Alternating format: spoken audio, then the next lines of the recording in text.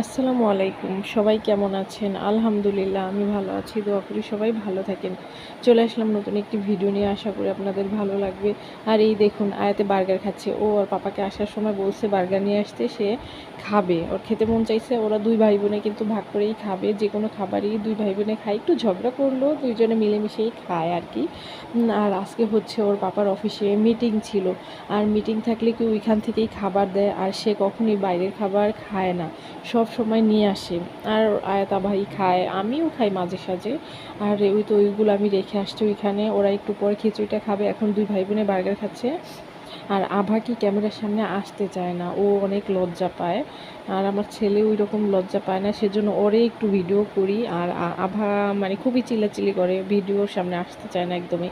আর কালকে যেহেতু আমাদের বাসায় মেহমান আসবে, তাই ভাবলাম আমি রাতেই কিছু করে রাখি। আর এই তো এখানে কিন্তু আমি সেমাইটা রান্না করে ফেলেছি, কারণ সেমাই দেখুন যদি রান্না করে ফ্রিজে রেখে দেয় তাহলে কিন্তু সেমাইটা অনেক মজা লাগে। সেমাই, ফিরনি এগুলো সবসময় ফ্রিজেই রাখলে ভালো লাগে। আর আমি যেহেতু সে আমি কিন্তু আগে সেমাইটা রান্না করছি, কারণ আমার এখনও অন্য অন্য কাজ আছে। আমি এগুলো পরে করব। সেমাইটা যেন এতক্ষণে ঠান্ডা হয়ে যায়, আমি যেন রাতেই ফ্রিজে রাখতে পারি। সেজন্য ওইটাকে আমি সাইড করে রেখে দিছি। আর এখন আমি নুডলসটা সিদ্ধ করে নিয়েছি। আমি এখানে গাজর আলু দিয়েছি, তারপর হচ্ছে চিংড়ি মাছ দিছি। চিকেন দিতাম, আসলে ভাবলাম যে চিকেন না দিয়ে চিংড়ি মাছটা দিই। ছোটো ছোটো চিংড়ি মাছ যেহেতু আছে, আর নুডলসের সাথে কিন্তু চিংড়ি মাছটাও কিন্তু খুব মজা লাগে। আমি নুডলসটা রান্না করে তারপর হচ্ছে গরুর গোশত রান্না করব। আর আমি আগে পরে দেখেছেন আমি কিন্তু সবসময় রাইস কুকারে রান্না করি। আর ওইটা এখনও বরফ সারে নাই, তাই ভাবলাম এতক্ষণে আমি নুডলসটা রান্না শেষ করে ফেলি। আর যেহেতু আমি একা মানুষ, আমার কিন্তু মানে আগে থেকে একটু গোছগাছ করে না রাখলে আমি সারতে পারি না।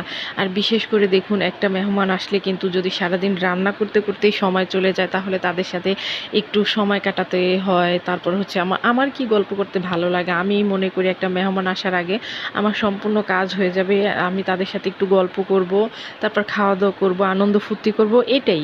আর দেখুন আমার মেয়ের বান্ধবীরা আসবো, মানে আমারও বান্ধবী, আসলে এইরকমই হয়ে গেছে। এখন তাদের সাথে এমন একটা ভালো সম্পর্ক হয়ে গেছে, বান্ধবীর চাইতে কোনো একশো কম না। কারণ 3 বছর যাবত আমার মেয়ে ওই মাদ্রাসায় পড়তেছে, ওইখানে তাদের সাথে অনেকটা সময় কাটাইতাম। যখন আয়াত ছোট ছিল তখন কিন্তু আমি আভাকে নিয়ে যেয়ে বসে থাকতাম।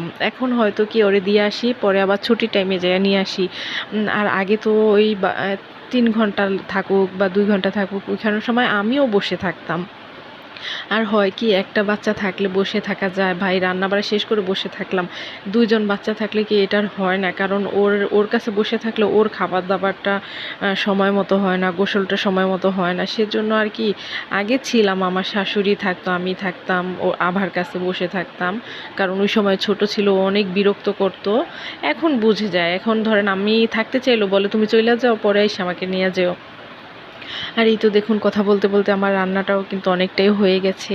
আর ভাবিরা আসবে বলছে 10টার দিকে, তাই আমি চাই কি যে রাতের বেলা আমি যতটুক সেরে রাখতে পারি। আর আমার শাশুড়িও বাসায় নেই, সেজন্য কি আমার একা একাই সব করা লাগছে। আর কাজের লোক দেখুন শুধু ঘর মুছবে, আর অন্য অন্য কাজ সবই তো আমার করা লাগবে। আর আভাও তো ছোট যে আমাকে কোনো কাজে হেল্প করবে, সেটাও তো হয় না, ঠিক না?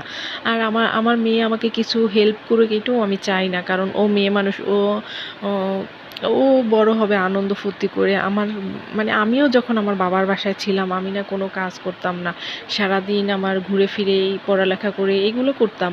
আমিও চাই আমার মেয়ে যেন বাবার বাড়ি কোনো কাজ না করে, কারণ একটা মেয়ে যখন বিয়ে হয় তখন শ্বশুরবাড়ি বাধ্যতামূলক কাজ করতেই হয়। এই জিনিসটা আমার খুব কষ্ট লাগে। তাই একটা মেয়ে কতদিন থাকে বাবার বাড়ি? হাইস্ট বড় জোর কত 23 বছর 24 বছরে কিন্তু মেয়েদের বিয়ে হয়ে যায়, কারণ আমাদের অনেক তাড়াতাড়ি বিয়ে হয়েছে। এমন হয় যে কিছু কিছু মেয়েদের ক্ষেত্রে অনেক দেরি করে বিয়ে হয়, কিন্তু সবার তো না। আর তখন যদি বাবার বাড়িও কাজ করে, শ্বশুরবাড়ি যেও কাজ করবে, মানে কেমন না, আমার খুব কষ্ট লাগে। তাই আমি চাই আমার মেয়ে আমার বাসায় আনন্দ ফুর্তি করেই কাটায় যাক যতদিন থাকে। হয়তো দেখতে দেখতে একদিন বড় হয়ে যাবে, বিয়ের সময়ও হয়ে যাবে। আর এই তো দেখুন আমি কিন্তু হাতে মেখে কিন্তু সব সময় গরুর গোশটা রান্না করি। আর রাইস কুকারে গরুর গোশটা রান্না করলে কি মনে হয় যে চুলায় রান্না করেছি, অনেকটাই মজা লাগে। আর মনে হয় চুলায় রান্না করাই, কারণ আস্তে আস্তে হয়। যে কোনো রান্নার ক্ষেত্রেই দেখবেন যত আস্তে আস্তে সময় নিয়ে রান্না করা হয়, সেই রান্নার স্বাদ কিন্তু দ্বিগুণ বেড়ে যায়। আর আমি একটা জিনিস টেনশনে ছিলাম যে ভাবিরা আসবে 10টার দিকে, বলছে যে আমি এই টাইমের ভিতর কি আমার সব কিছু কমপ্লিট করতে পারবো। আর আলহামদুলিল্লাহ আমি সব কিছু করতে পারছি, আর যতটুকুই করছি আমি তারা আসার আগে আমি সব কিছু করতে পারছি। আর জানেন আমি এখানে দুপদের ভর্তা বানাবো, পটলের চোকলা ভর্তা, আর হচ্ছে এখানে কাসকি মাছের শুটকি আছে, এই ভর্তাটা করবো। আর গরুর গোশটা দেখুন অনেকটাই সুন্দর হয়েছে, কালারটা হয়েছে কি লাল, কারণ আমার মোবাইলটা না কেমন জানি কোনো কিছুর কালার সুন্দর বোঝা যায় না। আর খিচুড়ি দেখুন আমি বসায় দিছি, আমি খিচুড়ি বসায় দিয়ে কিন্তু আমি বিছানা ঝাড়া দিছি। তারপর আমার মনে হয় যে আয়াত আবার নোংরা করে ফেললো কিনা, আবার আমি দেখে আসি। আর এই তো দেখুন আমার সব কিছু গোছানো হয়ে গেছে। খিচুড়িটা হলেই আমি গোসলটা করব, তাহলেই আমার সব কিছু সারা শেষ। তারপর ভাবিদের সাথে গল্প করব। আর কি করি না করি সব ভিডিওতে তো মানে পুরো ভিডিওতে তো থাকবে, আপনারা না টেনে পুরো ভিডিওটা দেখবেন।